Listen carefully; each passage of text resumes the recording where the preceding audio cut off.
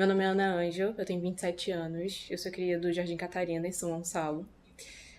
A minha história no audiovisual começou mais ou menos quando eu tinha 16 anos, 17, através de não um coletivo, mas é um grupo de jovens de São Gonçalo que a gente chamava de Agência Papagoiaba, que existe ainda hoje, mas que eu não faço mais parte.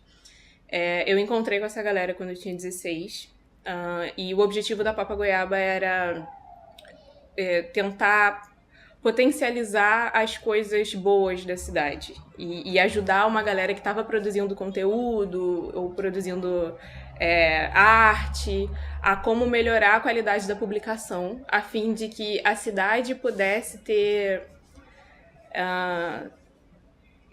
uma divulgação melhor, assim, nas redes sociais e tal, porque a gente entendia que isso também fazia parte de uma questão de cidadania, assim, né? A forma como a gente vê a cidade tinha muito a ver com a forma como ela era publicada, como ela era fotografada, como ela era descrita. Então, já começa muito com uma galera querendo se juntar para se aprimorar tecnicamente em fotografia, em escrita. Então, a gente já tinha esse movimento das oficinas, assim. E aí, era uma galera que estava na universidade meio que aprendendo, mas já ensinando o que estava aprendendo, sabe? E aí, na Papagoiaba, eu conheci a Alessandra Meirá, que, enfim, foi minha sócia e hoje é minha comadre, minha amiga e produz junto comigo, que ela tinha formação em cinema pelo Sesc. E já estava começando ali a produtora independente, que é a Caverna, com os amigos do Sesc também. E a gente queria muito produzir, eu tinha muito interesse em produzir audiovisual, mas a gente não tinha galera para poder produzir junto. Então a gente também tinha essa noção de que se a gente quisesse ter um coletivo ou um grupo de pessoas, a gente precisava ajudar para que a gente pudesse aprender junto, né? Então esse era o esquema, assim. O que a gente sabia, a gente compartilhava, e a ideia era juntar uma galera para produzir audiovisual. Só que a Alessandra, ela é da EBA, né? Ela é formada em artes plásticas. E ela tinha uma parada com educação também, assim. Ela dava aula de artes e tal. Então, o que deu muito certo na Caverna no primeiro momento não era a produção em si, mas eram as oficinas. Então, assim, a gente ficou muito tempo dando oficina de animação, por exemplo. Porque era parada da Alessandra, ela era professora do Circuito Animamundi, né? Até hoje ela é professora do Circuito Animamundi, que é essa produção audiovisual, mas é uma produção audiovisual de animação, então era uma outra parada, assim, mas era o que a galera tinha mais interesse. Eu não tinha tanto interesse, eu queria filmar, eu gostava dessa parte técnica, então chegou um momento que a gente começou a dar uma separada nas coisas, embora, tipo, eu ainda gosto muito da parte das oficinas, isso ainda tá na minha vida, mas eu tinha mais interesse pela parte de filmar e de produção, de fato. E o que é interessante foi que eu entrei na universidade em 2015, em engenharia química, e depois de 2 anos e meio no curso, acho que depois de 2 anos no curso, eu participei do Festival 72 Horas. E aí, com uma galera também da Caverna, uma galera de São Gonçalo, outras pessoas também que não eram de São Gonçalo, mas eu acho que foi a primeira. Foi a virada, assim. Porque foi a primeira vez que a gente produziu em 72 horas, produziu na guerrilha ali, correndo. Mas foi quando eu vi meu filme ser exibido numa sala de cinema. Eu acho que.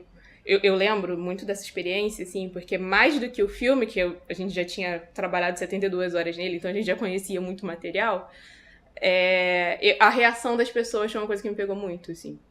E aí, tentando recriar essa sensação do espectador, eu acho que eu vim para cinema porque isso me satisfazia mais do que a experiência que eu estava tendo em engenharia. E aí, depois de 2 anos e meio, eu acabei trocando de curso e permaneci na PUC, onde eu tô até hoje, agora no mestrado, né? Eu terminei minha graduação em comunicação social com ênfase em cinema, que era o curso. Agora a gente está passando por uma mudança, agora não é mais cinema, é audiovisual, né? Mudou para estúdios de mídia. Mas eu me graduei em comunicação social com ênfase em cinema e estou fazendo mestrado em comunicação social também pensando em cinema. Sobre a questão da educação, é interessante porque meu ingresso profissional também, eu acho que uma segunda virada que eu tive foi Eu recebi um convite da Globo para dar uma consultoria num projeto que eles têm chamado Globolab, não sei se você tá ligado. Eles chamam uma galera, assim, de vários setores diferentes para poder contribuir no que eles chamam de pré-projeto, pré-criação de conteúdo. Eu fui chamada para o marketing digital da Malhação. E aí com uma galera, assim, uma galera de coletivos, inclusive, que estão bem grandes, trabalhando com marcas bem grandes, então foi uma experiência muito bacana. Mas dentro da minha entrevista eu entendi que o que atraiu foi exatamente lidar com jovens, com adolescentes nessa parte de educação, assim. Ter essa visão de o que eles estão consumindo, como eles estão pensando. Então eu sinto que todas essas experiências elas foram muito importantes para minha formação, mas essa questão das oficinas não considero moeda de troca não, mas não guardar esse conhecimento, sabe? Não deixar preso junto comigo e estar sempre buscando compartilhar e dessa maneira me atualizando também. Eu acho que foi uma coisa muito importante, que inclusive eu tô tentando trazer agora para o mestrado, né? A última experiência que eu tive antes de passar efetivamente para o mestrado foi uma oficina numa escola, né? Na instituição Fundação Daci Vargas, na Gamboa. E eu sinto que, de alguma forma, isso vai costurando, assim, toda a minha trajetória. Eu sempre volto pra sala de aula, né? E eu tô sempre em contato. Seja onde for essa sala de aula, mas eu sinto que eu sempre volto pra sala de aula, de alguma forma. E aí, enfim, dessas experiências de gostar de pesquisa, foi o que me fez também entrar na iniciação científica e a última experiência, eu acho que bacana, que eu tive na minha universidade foi dentro de uma mostra de cinema que a gente fez, e dentro da mostra de cinema consegui organizar essas oficinas na universidade, quase que deixando um legado, assim, de conseguir organizar essa estrutura de oficinas. Aí eu dei, eu acho que umas 2 oficinas, mas a minha parada foi realmente estruturar isso. E foi uma oficina voltada de veteranos para calouros, assim. Então foi bem bacana, assim, essa dinâmica, sabe? Hoje, eu trabalho muito com as pessoas da minha universidade, porque é onde eu tô a maior parte do tempo, né? Onde eu estava até a maior parte do tempo, né? Então, acaba sendo mais confortável. Enfim, eu continuei morando no Jardim Catarina para estudar na Gávea. Então, eu fazia de trânsito, às vezes, 6 horas por dia. Então, eu nem tenho muita relação com as pessoas do meu bairro hoje, assim. Eu não tenho muitos amigos dentro do meu bairro. Meus círculos sociais são da época da escola, que é de Alcântara, né, de um bairro próximo, e os meus amigos que não todos são da Zona Sul, mas enfim, tem uma galera da Baixada, muitos bolsistas e tal, e a gente cola junto hoje, a minha equipe de cinema é essa. Eu acho que o meu bairro passou por uma transformação muito grande nos últimos anos, né?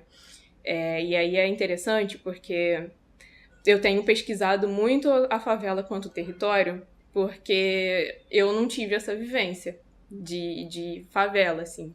É até engraçado, porque, tipo, eu me sinto meio boba ainda quando eu subo o morro e tal, porque geograficamente é muito diferente, né? Essa coisa da altura, eu moro num bairro plano, que é periferia, que é subúrbio, mas não chega a ser favela. Hoje, o Jardim Catarina é considerado como dentro do Complexo do Salgueiro, mas quando eu cresci não era assim.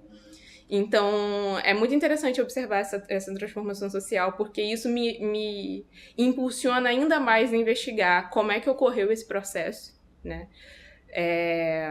E no que isso influencia a gente, assim, enquanto pessoa que está tendo essa realidade transformada enfim, pela violência e por coisas que a gente não via antes, sabe? A violência de forma explícita, como tem acontecido, é uma coisa que a gente não via antes. Só que, assim, a minha inquietação de produzir, eu acredito que ela não vem só de uma negação ou afirmação do espaço. Ela vem, eu acho que, de um lugar de... Eu acho que eu sou uma inconformada social.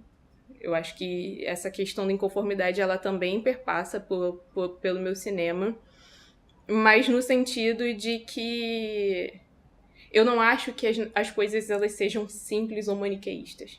Eu acho que as coisas têm muitas complexidades. Quando eu ouço falarem do meu bairro, por exemplo, eu fico nessa implicância de eu sei que o jornalista não vai saber como eu sei porque eu sou de lá.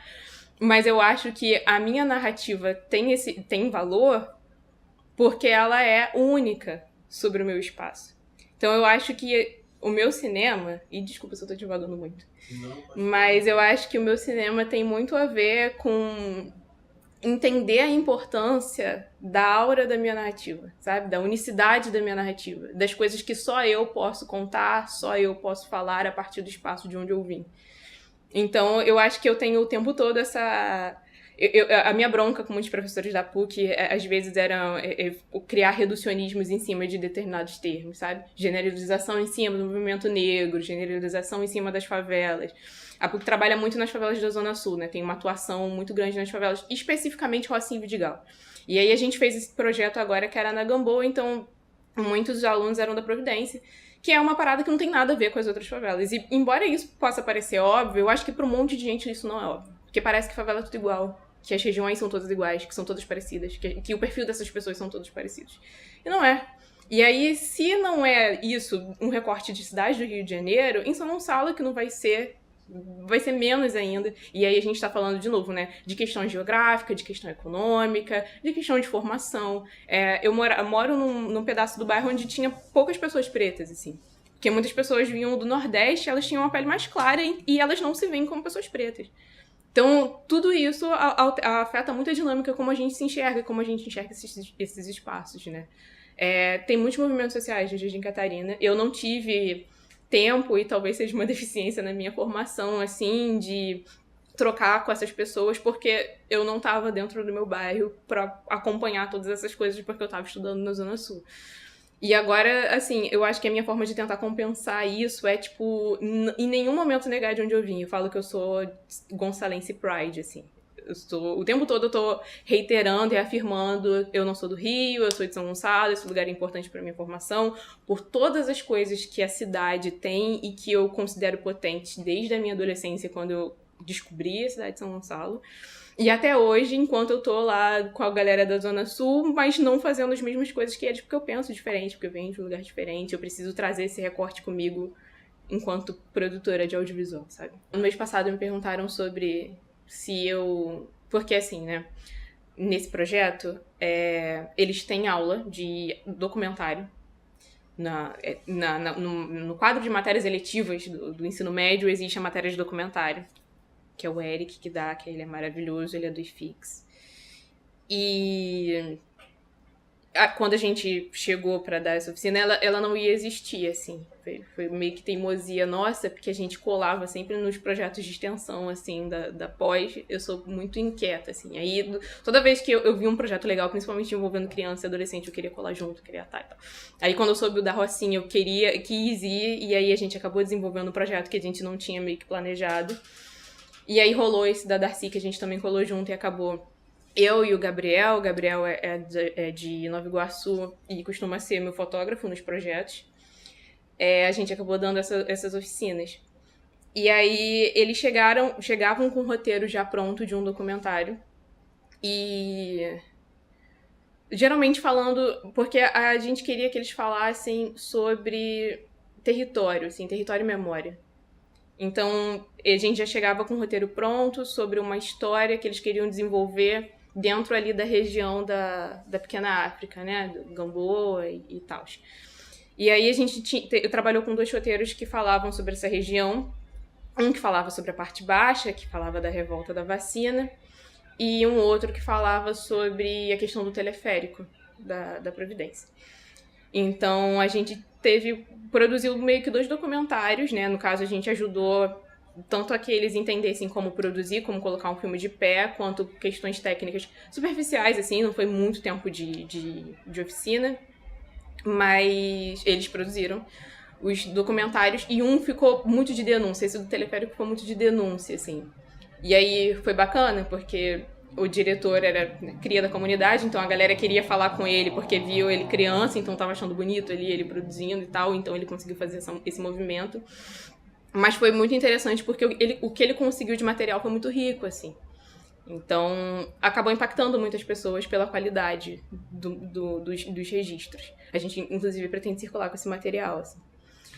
E aí me perguntaram sobre isso. Tipo, você acha que isso tem a ver com o cinema que você gosta de fazer? Você acha que você tem um cinema mais engajado, mais ativista? E eu amei essa pergunta, porque eu realmente não sei.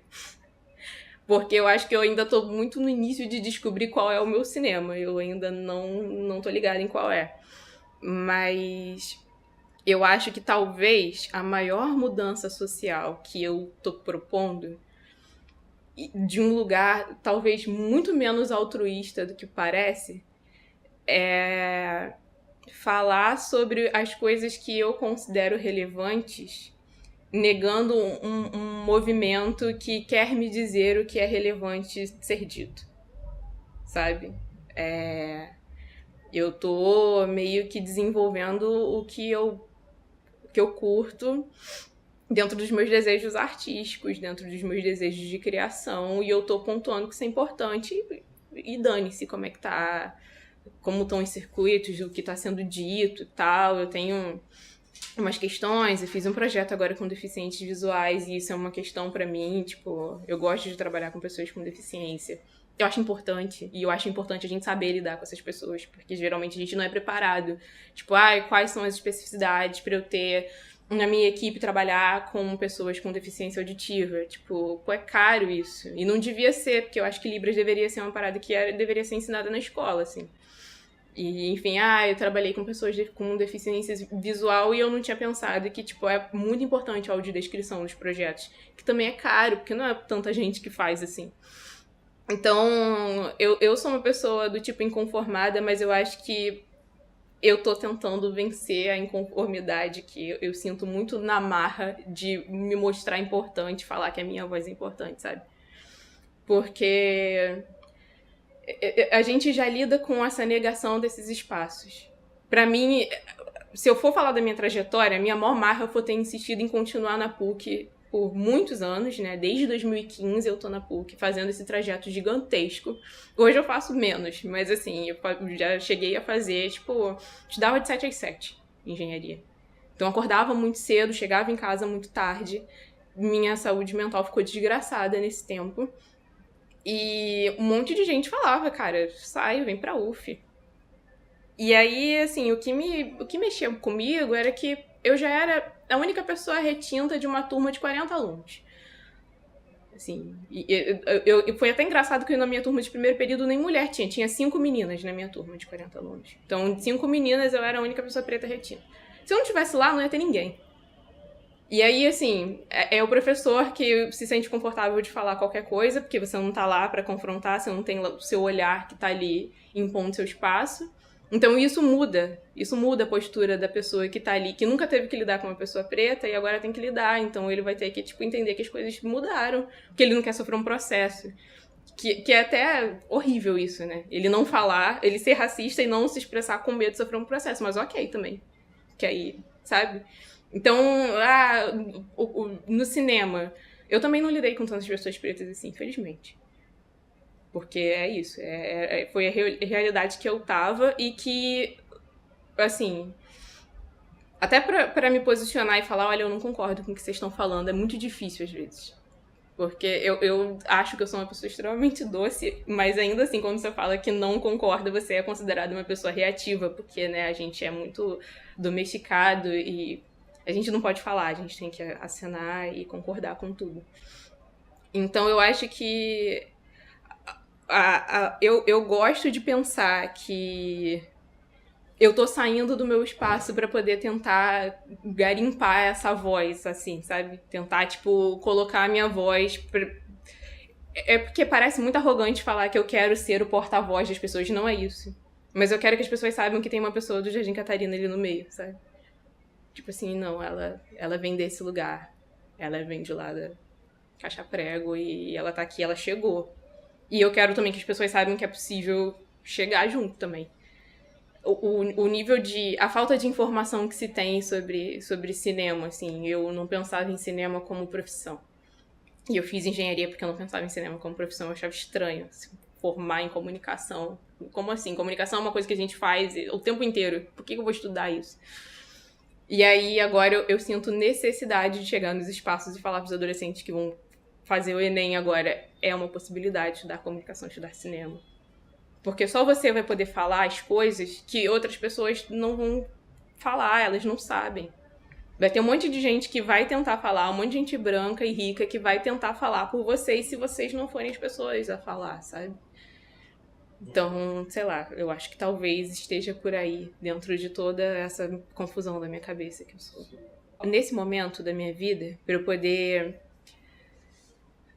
me fixar e me entender como cineasta, e principalmente entendendo como é que funciona o espaço para mim, porque as conexões que eu criei não foram no meu território. Então, isso é uma questão que acaba complexificando muito a questão do trabalho, assim. Mas eu precisei completamente me individualizar, me entender como Ana, pessoa produtora, MEI, para poder tentar construir as relações de trabalho da maneira em que eu acreditava que elas deviam acontecer. Porque quando eu fui da agência Papa Goiaba, eu entendia que existia força no coletivo, mas eu tinha uma negação pela falta de hierarquia das coisas. Para mim, as funções precisavam ser bem definidas e eu gostava de ter uma pessoa que organizava as coisas e que mediava os conflitos. E eu me via muito nesse lugar de mediação de conflitos muitas vezes. E eu acho que enquanto luta por campo, a gente não pode... A gente não pode abrir mão de preservar a dignidade de quem está produzindo. Isso também era uma coisa que me preocupava, porque antes de começar a fazer cinema na PUC, eu trabalhei em diversas produções independentes, a nível universitário e tal, e eu trabalhei muito de graça. Porque quando a gente começa, a gente trabalha muito de graça. E eu pensava assim, cara, eu não tenho grana pra passagem, assim. Eu entendi que isso também era um investimento na minha formação, mas eu não tinha essa condição. Então, eu acho que já começa uma diferenciação daí, assim. Quem vai ter grana para poder se movimentar para produzir, já separa quem tem e quem não tem. E para comer. Eu achava isso básico. Então, eu acho... Pra mim, começou assim. Eu preciso ter grana para me deslocar e para comer se eu quiser trabalhar com isso. E aí as produções foram surgindo onde eu conseguia negociar. Tipo, se tiver grana pra passagem, alimentação, a gente cola. Então, quando eu entro pra universidade, pra mim, isso é o ponto, assim. Tipo, essa pessoa precisa. E isso é curioso, né? Porque eu era sempre a mais ferrada dos grupos. Mas pra mim era um ponto, assim, essa pessoa precisa se deslocar, ela precisa comer. E se o filme é meu, eu preciso dar um jeito de providenciar isso. Então, a partir do momento em que eu começo a ter grana para produzir, e grana assim, né? Grana de edital. Fiz um filme com uma grana de edital, né? Um arco de curta que é longo, né? Tem 26 minutos o guarda, que foi feito com R$2.500. Basicamente porque eu fiz durante a pandemia sozinha. Assim, como eu e a minha produtora. Mas tinha grana. Tiveram outros que não teve nenhuma grana. E aí é uma parada. Mas pensar que toda essa relação de trabalho olha só, o cara... E aí é como a gente faz essa estrutura, né? Essa pessoa vai precisar acordar cedo. Essa pessoa, às vezes, vai precisar ficar lá segurando a câmera em pé o dia inteiro. Tipo, eu não posso pensar que a gente tá construindo algo e desumanizar essa pessoa que tá junto comigo. Sabe? Eu não tive muita ajuda, assim, de outros grupos. Talvez os grupos tenham me ensinado exatamente a correr atrás das formas de bancar o meu filme. Então, assim, ajuda direta que eu tô falando, né? Porque, assim, a gente tem os grupos, a gente comunica edital, a gente preenche uns formulários para poder garimpar umas paradas. E às vezes a gente consegue, às vezes não. A gente tá sempre se indicando, tentando, não, vamos dar preferência pra galera daqui, pra galera do território. Eu ainda tenho muito esse sonho de deixar cada vez mais heterogêneo, assim, uma equipe que tenha sinergia, mas que seja muito diferente. Eu acho que, inclusive, esse é o meu maior problema agora. Eu admito isso. Que às vezes, na tentativa de não prejudicar outras pessoas, que nem eu, acabar chamando uma pessoa, sei lá, meu diretor de fotografia, que eu sei que, tipo, se eu não pagar um cachezinho não vai ter tanto problema, porque ele não é tão ferrado assim, do que chamar uma pessoa, tipo, que eu tenho noção que eu não vou conseguir pagar e pra ela vai fazer muita diferença, sabe? Então, assim, essa eu acho que é uma questão. Eu acho que começa com a. Tudo começa por você não desumanizar a pessoa que tá produzindo. Porque eu acho que é o que o capitalismo faz, né? Ele te transforma numa peça. Então, a partir do momento em que você entende que todo mundo ali tá para contribuir uma peça artística, audiovisual, que seja, mas ela não é uma coisa, ela é uma pessoa, então ela tem dores, ela tem questões. É muito interessante, porque nas últimas oficinas de produção eu tenho falado muito sobre a questão da saúde mental, no sentido de pensar produção e também pensar a saúde mental associada a isso, porque eu sinto esse desgaste, assim. A gente tá muito desgastado, porque a gente chega no audiovisual cheio de sonhos e querendo produzir coisas, e a gente vê que isso é um processo muito cansativo, porque a gente tá falando de trabalho. A gente tá falando de trabalho. E isso é complexo, porque a gente vê uma galera, tipo, muito boa, mas exausta. Que vai cansando, que vai abandonando, que vai parando de produzir suas próprias coisas para poder trabalhar. Enfim, CLT, sabe? Que eu acho ok, mas eu sei que, tipo, a partir do momento que essa pessoa trabalhar CLT, provavelmente eu tô perdendo uma pessoa irada, assim, da guerrilha. Porque é isso, as pessoas não têm tempo, elas precisam comer, precisam pagar boleto, tipo. E aí, às vezes eu falo, tipo, pensa na sua equipe e procura, às vezes, saber como essa pessoa tá, sabe? Porque no processo, às vezes, principalmente esses processos onde a gente não tem grana e a gente tem um projeto que precisa. Porque aí, se você não tem grana, você precisa de ter tempo, né? E aí é um longo tempo de espera, garimpando edital, vendo maneiras de financiamento. Esse é um grande trampo, assim, eu acho, essa parte de conseguir financiamento, seja qual for, financiamento coletivo, eu acho uma parada extremamente cansativa e quase cruel. E as pessoas cansam, e as pessoas não querem mais, e se você não envolver muito a sua equipe, não fizer com que ela acredite muito no processo e no projeto, às vezes você monta uma equipe que você não vai poder trabalhar com ela, assim. Você já vai ter que ir colocando outras pessoas no lugar. Eu acho isso muito chato, assim.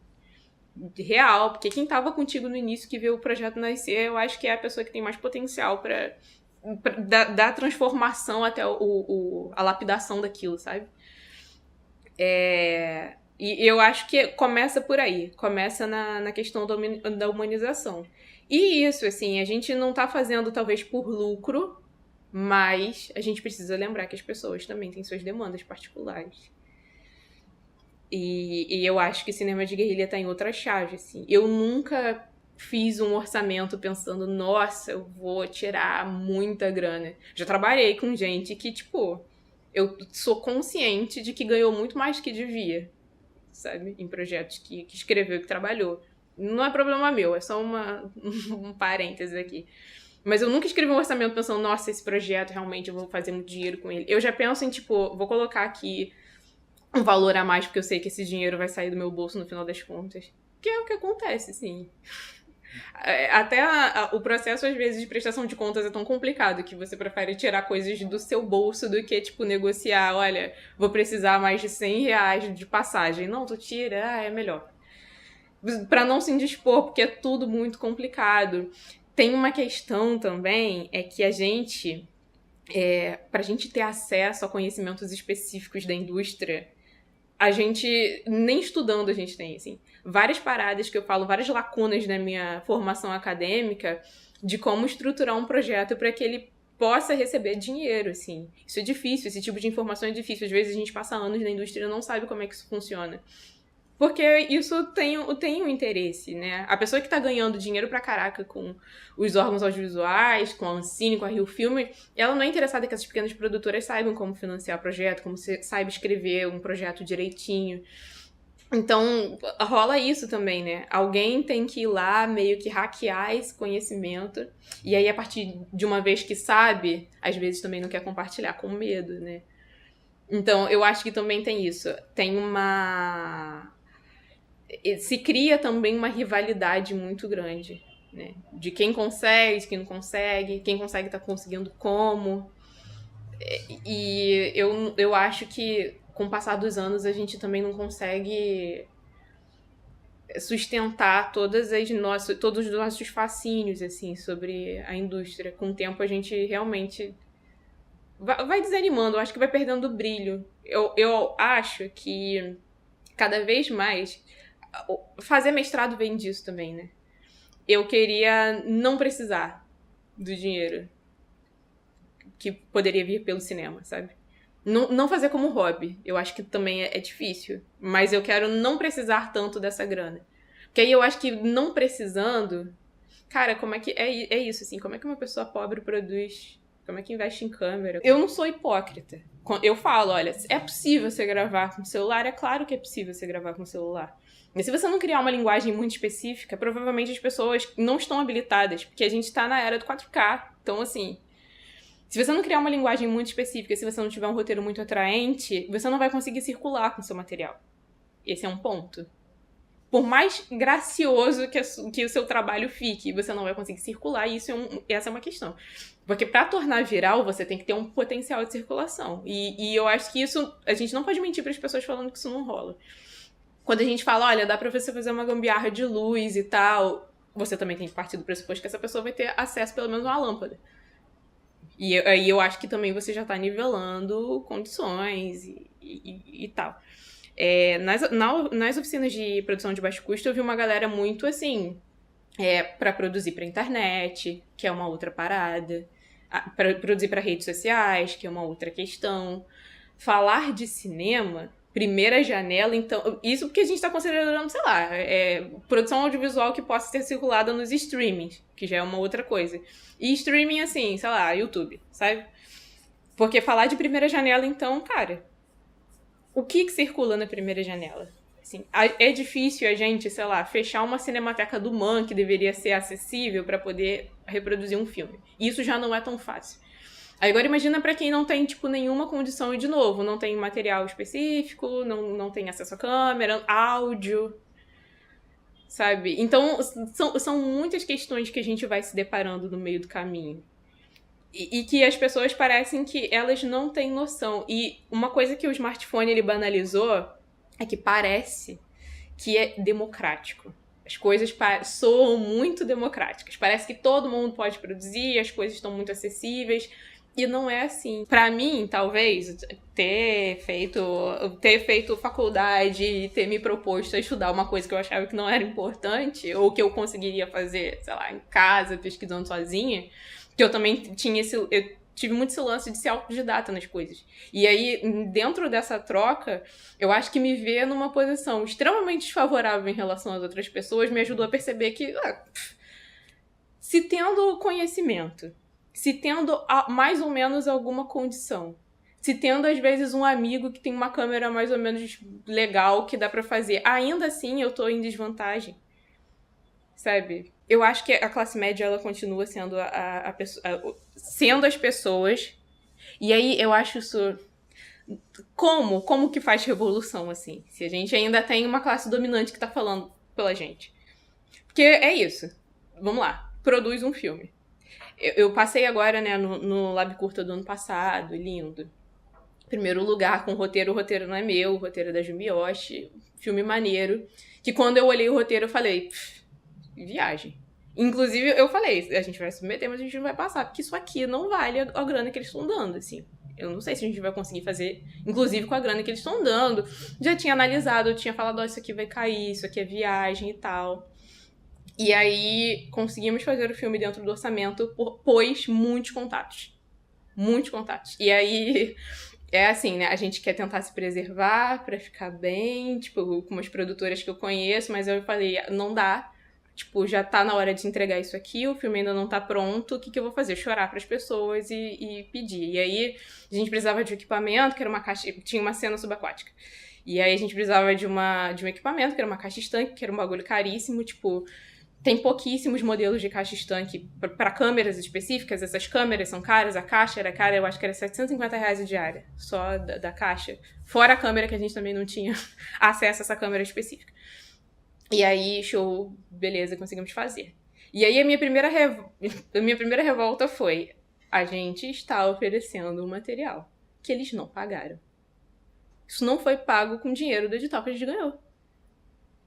Então, pra mim já foi... E aí eu já fiquei meio pensativa nesse sentido de... A gente quer fazer o melhor que dá. A gente tem isso, né? Não, a gente ganhou, a gente vai se esforçar, porque vai passar numa sala de cinema, então é legal que esteja muito bonito. Sim, é muito bacana você criar um portfólio. Mas você tá envaidecendo uma galera que não pagou por esse projeto. Então, o tempo todo eu ficava com isso de... Cara, que esforço pra colocar nomes ali, colocar cartelas de uma galera que não colaborou. E assim... Foi atrás de muito choro, porque eles sacanearam muito a gente, assim, durante o processo. Eu acho que a semana mais difícil foi na semana que eu fiz a prova pra seleção do mestrado. Porque era uma mão no livro, outra mão, tipo, desenrolando, tipo, pra eles estenderem prazo de entrega. Porque eles ainda diminuíram o prazo de entrega. Foi uma parada extremamente canibal. E, assim, fizeram com a gente porque a gente tinha um produtor que era, tipo, tem mais circulação, que tinha uma produtora um pouco maior que falava, galera... Juridicamente isso não vale. É o edital que... Mas o que é juridicamente? Quem tem, tipo, como recorrer isso juridicamente? Quem vai comprar briga contra o Estado juridicamente? Então você vai ser sacaneado só. Isso, vai chorar e às vezes vai entregar um filme que ficou uma bosta, não por sua culpa, mas porque o Estado sacaneou. Entende? São muitas camadas de como fazer as coisas e que o tempo todo a gente fica para trás. Aí, ótimo, fez lá, né, o produto pronto. De novo, onde você exibe? Qual sala de cinema que vai exibir isso? Vamos atrás de festivais. Aí o festival vai analisar roteiro, mas vai analisar a qualidade da câmera. Então, aí a melhor imagem, as melhores fotografias. Fotografia é uma parada extremamente elitista. Extremamente elitista. É muito caro, uma câmera fotográfica é muito cara. Né, uma filmadora é muito cara. E aí, nossa, pra você circular, tem que ter a câmera X e Y, porque as outras, elas não valem tanto comercialmente. Câmera X e Y rim um fígado. De novo, qual sala de cinema? Centro da cidade, escuro, longe de tudo, quem vai? Então, tem que ir pra, no máximo, Odeon, né? Mas, assim... Se isso não circular na Zona Sul, para as produtoras verem, para as distribuidoras assistirem, terem acesso, de novo, você não circula com esse material. Aí fica, né, uma gracinha o filme dentro de circuito extremamente fechado, que poucas pessoas vão ter acesso. Aí as pessoas até ficam mais ou menos conhecidas no nicho, mas elas não saem dali, elas não evoluem. Não são chamadas, e aí é isso, né? Você precisa ser notado por um canal de streaming ou então uma emissora de TV para poder sair dali, para poder começar a ter grana, para você poder produzir seus projetos. E daí você já perdeu, às vezes, seu caráter periférico, as coisas que você quer falar já mudam. Porque é isso também, né? Nesse processo, a tua cabeça vai mudando. E aí você já não tá nem mais dentro daquela realidade que você vivia para produzir as coisas que você produzia, né? Esse é o processo de cooptação, então. Eu acredito que sim, pelo menos é pelo que eu observo. Porque a gente vê assim, né? Dentro da própria universidade vão ter os nichos. E aí vai ter uma galera muito culta, assim, que vai produzir umas paradas, sei lá, 35mm, sabe? Visionária. Que é muito do que a cultura do cinema também propaga, né? O valor disso, né? Quanto mais clássico, quanto mais culto, quanto mais metalinguístico, mais interessante. E como é que fica, tipo, as nossas denúncias feitas, sei lá, câmera vertical, onde a gente consegue encontrar uma linguagem para que isso tudo caiba. Eu acho bem complexo, assim. Até hoje, quando eu assisto o filme nacional, às vezes eu fico, nossa, pensando na qualidade mesmo, né? Por que a gente não consegue? A gente não consegue porque a gente tem grana suficiente, primeira coisa, né?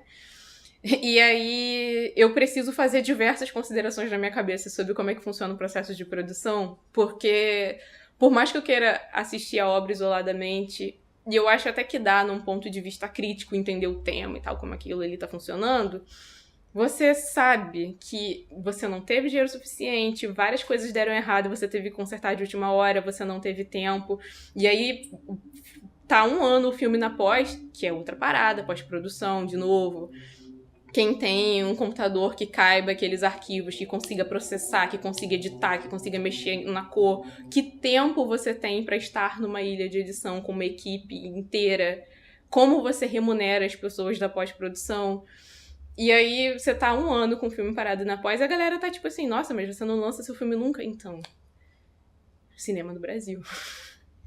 É uma parada maluca, assim, né? As turmas de cinema do curso de comunicação são sempre menores. Bem menores, né, do que publicidade e jornalismo. E toda vez eu reflito isso, porque também tem isso, né? Tem uma galera fazendo audiovisual, mas as turmas de audiovisual são sempre tão pequenas. Quem que tá produzindo, então? A maior parte das pessoas não estudaram cinema, né? E eu acho que parte da formação de cinema também passa por esses eixos de... Eu gosto muito de relacionar cinema e antropologia, que eu acho que as coisas nascem juntas. E eu acho que o método etnográfico, ele ajuda a gente a ter uma aproximação maneira do objeto, assim, sabe? Eu acho que ele... Mas se uma galera, tipo, que tá produzindo audiovisual e não sabe se aproximar do objeto, qual é a forma como elas estão propagando essas representações que elas têm na cabeça delas? Apenas porque elas não foram preparadas com método específico pra fazer isso, sabe?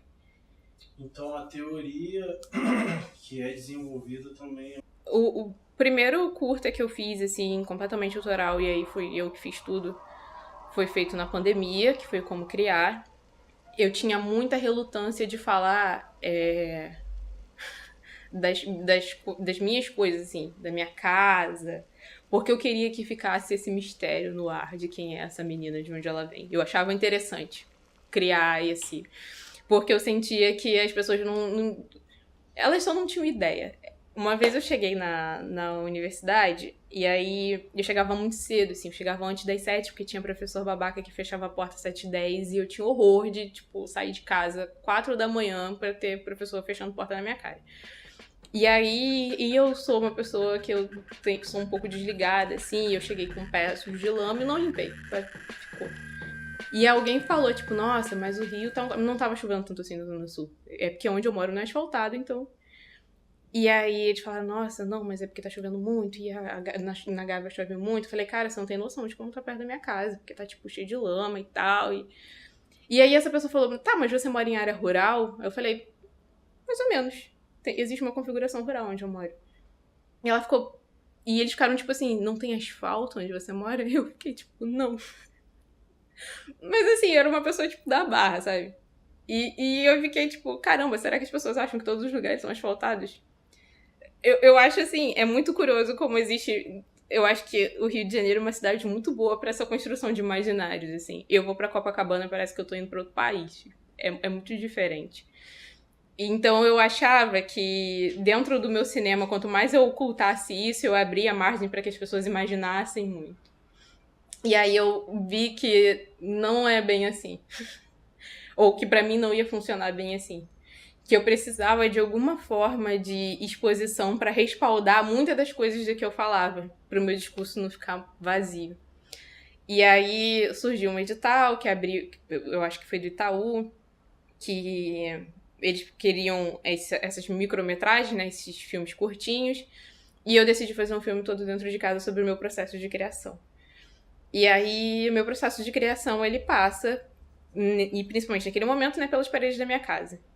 Então, encarar as paredes da minha casa, que não tem azulejo, não são pintadas, até aquele momento não eram, mostrar que o chão não tinha piso, mostrar como os meus irmãos interagiam, porque, né, eu tenho 2 irmãos pequenos, então como toda gritaria, como todo caos também fazia parte do meu processo de criação, porque eu preciso superar isso até hoje, né? Eu preciso que eles durmam para que eu consiga fazer as leituras do mestrado. Então, foi um filme que pra mim foi muito interessante, muito pessoal, porque ele falava sobre as coisas que às vezes eu queria negar mesmo, assim. Eu não abria microfone nas aulas online porque eu sabia que eles estavam gritando e que as pessoas iam reclamar. Então, eu falava, então. Foi a minha forma de falar, essa é a minha realidade aqui, galera. Esse aqui tá sendo o meu processo. E eu achei maneiro porque teve uma circulação bacana, assim. Foi um filme que eu gravei todo em um dia.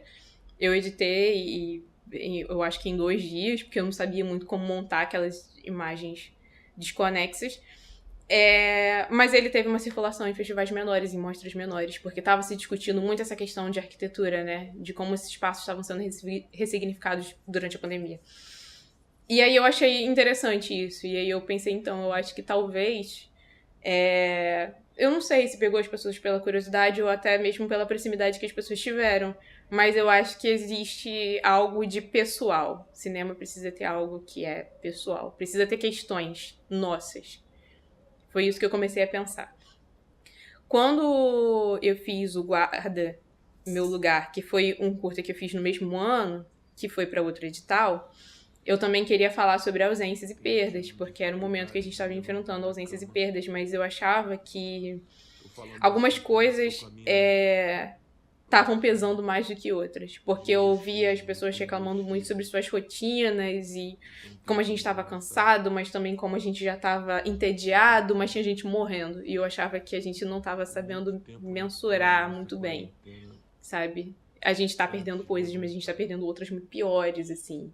A gente entrou num limbo apocalíptico e que a gente não sabia que a gente ia sair. Eu tava achando que algumas pessoas ficaram meio que em negação disso. E aí, O Guarda, especificamente, foi um filme que eu queria que fosse o registro de um momento. Eu não tinha pretensão de que ele tivesse uma linguagem muito elaborada. Eu queria que ele fosse do jeito que ele ficou. Eu queria que ele fosse um pouco mais experimental, mas eu consegui os personagens no meio da pandemia. Eu não consegui fazer uma direção boa ali do que eles deveriam gravar. E as pessoas acabaram gravando que elas se sentiram mais confortáveis. Então eu queria que fosse um registro. Então tá lá no YouTube. E às vezes as pessoas falam, ai, você não divulga isso. Eu falei, eu acho que a gente não tem afastamento histórico ainda pra entender. Sabe? Eu acho que daqui a algum tempo o guarda vai ter outro significado.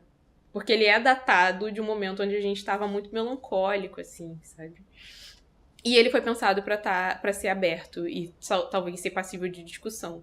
Eu não falo muito sobre ele, nem mexo muito nele. Eu acho que por enquanto ele tem que ficar lá. Mas o Como Criar foi um projeto que eu queria que ele tivesse uma... Eu queria que as pessoas vissem o que era capaz de fazer, mesmo com pouco tempo também. Então, ter passado em algumas mostras e eu ter feito alguns contatos, eu acho que também me ajudou a me entender enquanto cineasta e como pessoa que entendia mais ou menos como era fazer cinema. Nesse primeiro momento de produção. Porque até então, assim, eu tinha muitas ideias, mas eu tinha receio de colocar em prática. Até esse meu interesse por roteiro, eu gosto muito de escrever, mas eu também sou muito preguiçosa. E eu sempre, tipo assim, se tinha outra pessoa com outra ideia, eu preferia trabalhar na ideia de outra pessoa do que eu desenvolver meus próprios roteiros. Até eu precisar fazer isso por causa da faculdade e descobri que minha parada com roteiro, por exemplo, é diálogo. Eu amo escrever diálogo, porque eu falo muito, né? Então... O Céu... tá. Aí teve o Remédio pra Cabeça, que era de novo eu falando sobre mim. E aí eu acho ele muito parecido com Como Criar, no sentido de que eu tô me expondo quase que desnecessariamente, assim. Nesse momento eu queria falar sobre... Eu acho que durante a pandemia foi quando eu mais pensei, talvez eu precise de remédio, assim. Talvez eu precise de ansiolítico. Mas eu tinha medo, aí tem um monte de coisa de o que tá em torno, as mitologias criadas em cima dos remédios. E foi um processo muito legal, porque eu conversei muito com os meus amigos da turma sobre isso. Amigos que também tomavam antidepressivo, ansiolítico. Então eu achei que foi um processo bacana. E mais uma vez eu falei, nossa, eu vou ter que gravar minha casa, eu vou ter que mostrar meu rosto. Mas era o que a gente tinha pra trabalhar. E aí eu trabalhei com o que eu tinha pra trabalhar e com muito orgulho das coisas, por exemplo, do tripé que eu fiz de cabo de vassoura, sabe? Porque era o que eu precisava, porque eu precisei filmar e me filmar, então... Essas soluções que eu dei, eu fiquei muito orgulhosa delas. Mas também foi um exercício foi da matéria de produção. E foi um exercício que a gente precisou falar de todas as coisas que a gente gastou pra fazer um filme. Pra tangibilizar. Olha, não, eu fiz em casa. Mas você gastou energia, você gastou água, você gastou tempo. Então, eu achei esse exercício muito interessante, assim. Até, eu acho que eu tentei dar uma elaborada, assim, na direção de arte pra poder tangibilizar isso ainda mais, né? Que é isso, a gente quer ir até um determinado lugar, mas aí não dá, aí você vai reduzindo as expectativas artísticas e tal. Então, eu achei maneiro. O Remédio pra Cabeça, eu meio que usei como exercício de... Eu acho que eu divulguei numas mostras de filmes femininos, mas eu guardo mais como exercício, assim, de produção. E o Céu de Estrelas, que foi minha última produção, antes teve o Rádio Cidade, que foi uma produção outro dia na Rádio Cidade, que também foi um exercício de faculdade, que o professor disse que a gente não precisava se esforçar, a gente ainda estava na pandemia, então não era pra ir pra rua gravar, mas já estava abrindo, né?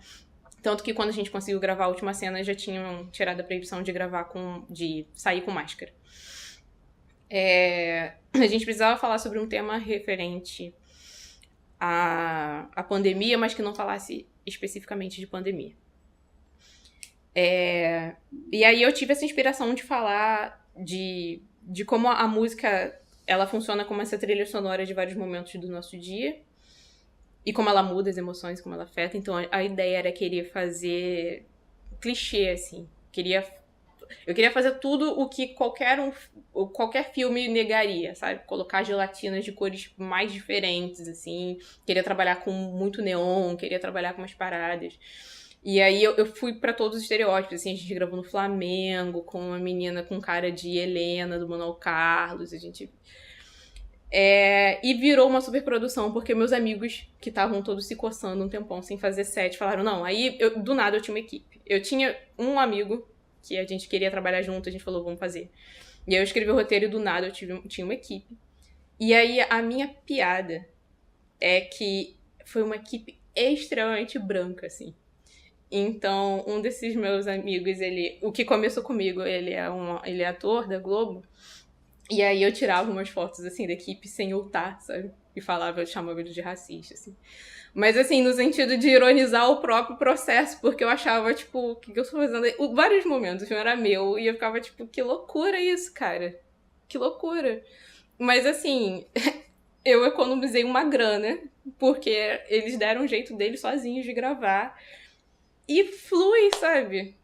E eu achei esse processo muito engraçado, assim, porque, tipo, parece tudo tão fácil pra quem tá do lado de lá e tem acesso às coisas, né? Tipo, tudo assim, eu vou fazer visita técnica, não, eu vou de carro, eu passo de carro rapidinho. Quê? Como assim? Não, tipo, a gente precisou de um apartamento pra gravar, né, uma cena. E aí um amigo, eu tenho um apartamento, mas eu não uso. Que é você ter um apartamento e você não usar o seu apartamento? Cara, que zoado isso, tipo... Enfim, tá em pós, assim, tá em pós-produção. Não sei se eu vou poder circular, porque aí a gente tem mais uma questão dos direitos autorais das músicas. Eu consegui a autorização da Rádio Cidade pra usar o título, mas a gente ainda tá, tipo... A gente tentou procurar umas bandas independentes, mas as músicas que mandaram não encaixaram muito na temática. E eu acho que, por mais que eu fale que eu não quero pra fins comerciais, embora eu acho que esse filme super tem cara de que circularia, sabe? Mas não é o que eu quero pra ele. Mas provavelmente eu vou usar as músicas, eu só não vou circular elas comercialmente. Mas como eu fiz com um ator global, as pessoas têm muitas expectativas de ver como é que ficou, porque ele produziu. E aí, dentro desse ritmo onde as pessoas me viam muito produzindo coisas, eu acho que o Céu de Estrelas surgiu. Porque muita gente que recorre, tipo, manda mensagem exatamente para tirar ideias do papel. Essa parte inicial da produção, né? Como é que eu estruturo um roteiro para ele virar um filme, que eu preciso, como é que eu consigo uma equipe, como, sabe? E aí se tornou uma pauta recorrente, inclusive, das oficinas. Eu sempre passo por essas coisas, converso sobre financiamentos possíveis, mas eu acho que também eu preciso estudar mais para poder ajudar as pessoas.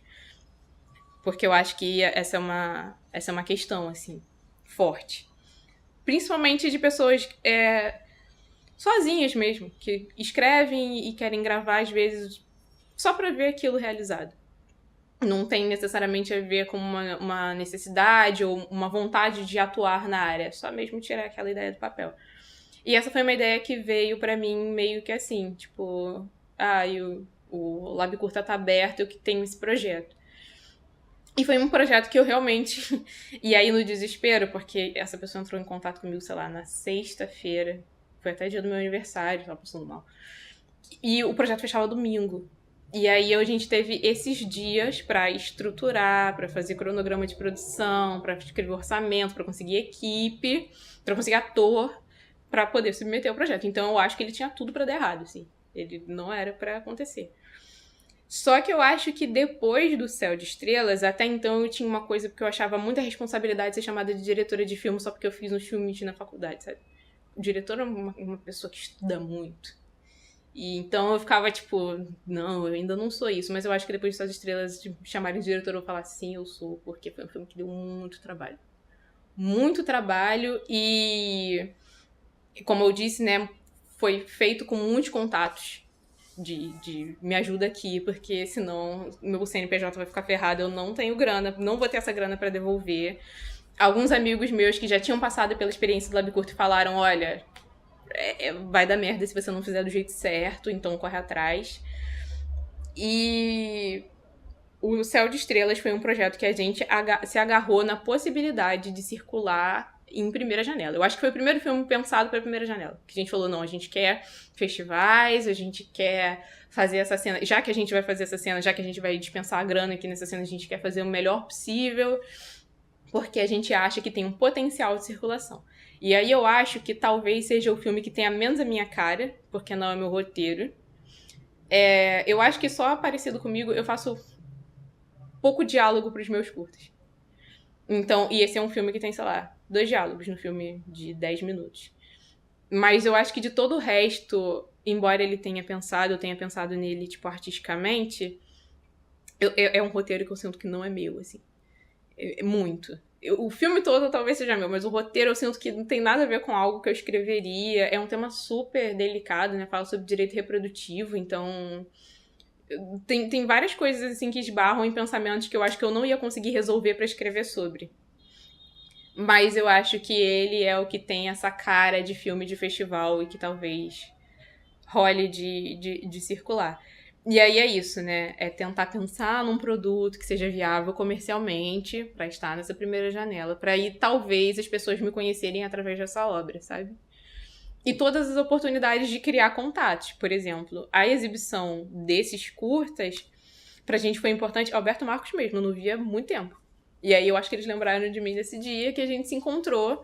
Porque é isso, é uma galera que tava fazendo na guerrilha. Nós, os produtores, nos juntamos muito por causa dos perrengues que a gente passou dentro dos processos.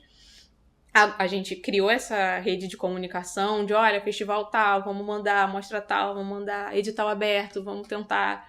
E aí eu acho que essas redes, elas funcionam nesse sentido de, tá todo mundo na merda, então vamos tentar aqui se ajudar. Mas eu acho que a maioria das pessoas, sei lá, poucas produtoras, não tiveram esse pensamento de vamos tentar alguma coisa com ele, porque é a oportunidade que a gente tem. Até porque tem isso, né? Editais grandes pedem portfólio. E aí você tem que ter tempo de atuação na área. Quantos festivais, quantas mostras você circulou, quantos filmes você já fez. Então, faz muita diferença também. Pra quem quer começar, tem que trabalhar muito. Mesmo tendo uma perspectiva ainda, eu acho que muito centrada nas minhas próprias coisas, eu acho que eu faço parte de um coletivo, então eu gosto que as pessoas se reconheçam naquilo que eu tô falando, sabe? Primeiramente. Eu acho que é muito maneiro, tipo, sei lá, as experiências que eu tive de gostar muito de um filme e depois descobrir que o diretor ou a diretora é preto. Que eu fiquei tipo, tá, é por isso, então. Isso faz sentido. E aí são questões, né? Por exemplo, quando a gente estuda literatura, a gente sabe que um bom escritor não necessariamente é aquele que vai falar sobre coisas inerentes ao universo. Mas a gente sabe também que isso faz diferença. Isso faz diferença. Quando eu comecei a fazer cinema, eu ouvi de uma pessoa próxima, assim, parada de brincadeira, né? Vai ser a primeira mulher preta a ganhar o Oscar de não sei o quê. E eu fiquei desesperada com isso. Porque eu falei, caraca, tem tanta gente boa fazendo que se eu for esperar ainda me formar pra ser a primeira, eu não quero isso, sabe? Inclusive, eu queria já, tipo, ter me formado num cinema muito mais consolidado nesse sentido. Eu ainda me vejo tendo que procurar essas pessoas, não que sejam poucas, mas porque elas não estão acessíveis pra gente. Não estão no alvo, né? Não tão fáceis de achar. por culpa minha também, né? Porque eu acho que também se eu fosse mais próxima das pessoas, desses movimentos menores, talvez, não sei. Mas eu ainda acho difícil, assim. Pensar no próprio Lab Curta, eu acho que eu fui a única pessoa, a única mulher retinta a dirigir. Rola isso, assim. Então, algumas coisas também eu aprendi com os meus alunos. Agora, a gente fez um tour na formatura pela PUC, e aí, até algum momento, eles não entenderam que a faculdade, que eu tinha estudado com bolsa. E aí eu falei isso, né? Porque é surreal, uma sala cheia de Mac pra edição, que ninguém nem usa, eu nem sei mexer, mas enfim. Então era tudo muito assim. E aí teve esse momento que eu falei, não, mas vocês acharam que eu paguei aqui? Vocês acham que eu tenho cara de que tem dinheiro pra pagar isso aqui? Claro que não, eu sou bolsista. E aí eu fui explicando, e aí... Mas várias das contradições que eles foram apontando que me lembraram muito o meu início também dentro da universidade, eu acho que somam agora... Desculpa, é que são muitas informações que pegas de muitos lugares para eu poder formular essa resposta, mas é porque eu não quero ser a única, a percussora de nada, mas eu acho legal, tipo, saber que eu sou uma referência quando eles pensarem nisso. Tipo, tem a Ana, ela conseguiu, então eu acho que isso é mole pra mim também. Eu falava isso o tempo todo. Gente, eu consegui, então vocês são muito mais inteligentes, vocês conseguem, tipo, fazer também, se vocês quiserem. Não digo que vai ser fácil, vai ser irritante, principalmente irritante. Irritante, vai ser desagradável algumas vezes, mas vocês conseguem atravessar, vocês conseguem passar por isso. E eu acho que eu queria que meu cinema tivesse um pouco essa cara, assim, de, tá vendo? Ela fez. Ou então, tá vendo esse tema? Não tava ali porque as pessoas só não tinham interesse de falar sobre isso, mas olha, dá um filme. Faz parte do meu universo de repertórios entender esses códigos ali que ela tá pondo.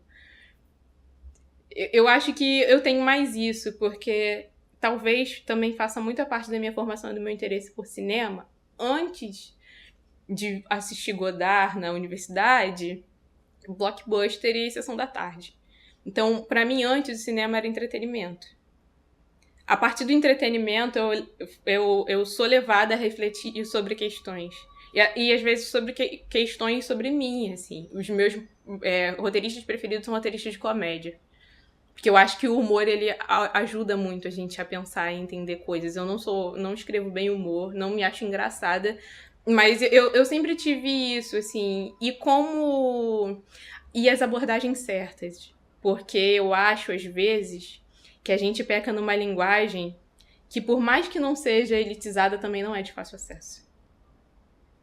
E eu acho que o mais importante da gente estudar é a gente saber como é que a gente chega. Como é que é a abordagem, sabe?